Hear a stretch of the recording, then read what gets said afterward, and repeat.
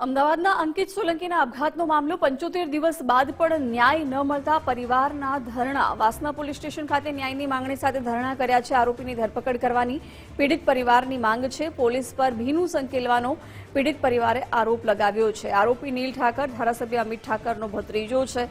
અમિત સોલંકી શ્યામલ નજીક પાન પાર્લર ચલાવતા હતા। દારૂની બાતમી આપવાના આરોપ મુદ્દે હેરાન કરતા હતા।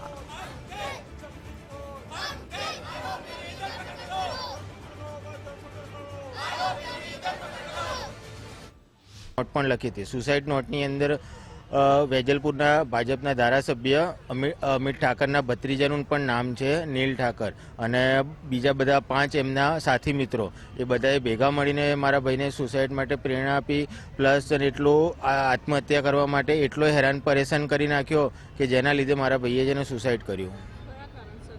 જે તે વખતે છે ને ઝઘડો પણ થયો હતો અગાઉ 6 થી 7 મહિના પહેલાં એ બાબતને, અને પ્લસ એની અંદર છે ને દારૂનો એ આરોપીઓ ઉપર છે ને કેસ પણ થયેલા છે। એ બાબતમાં ધ્યાનમાં રાખીને મારા ભાઈને ટાર્ગેટ કરતા હતા અને ગલ્લો બંધ કરાવવા નાખવાની, મીડિયામાં છે ને બધી વસ્તુ જૂઠી વસ્તુ આપવાની, પોલીસને છે ને ધમકાવવાની, કેમ કે બધા જ લોકો છે ને ધનવાન વ્યક્તિઓ છે અને પ્લસ છે ને એટલા ઊંચા વર્ગના લોકો છે કે અમારા જેવા ગરીબ લોકોનું છે ને હાલત ખરાબ કરી નાખી, ને એના કારણે જ એ બધા આરોપીઓના લીધે જ છે ને મારા ભાઈએ છે ને સુસાઇડ કર્યું। પોલીસ સ્ટેશનની અંદર જઈએ છીએ તો પોલીસની અંદરથી એક જ જવાબ આપે છે કે ભાઈ પ્રોસેસ ચાલુ છે, પ્રોસેસ ચાલુ। 2.5 મહિના થઈ ગયા, એકય આરોપીઓની એ વખતે ધરપકડ નથી થયેલી।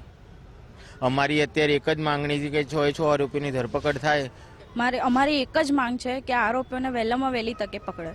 6 આરોપીઓ છે, એમને વહેલામાં વહેલી તકે પકડે અમારી માંગ છે। ત્યાં સુધી અમે અહીંયાથી નહીં ઊભા થઈએ, ધારણા ઉપર રહીશું।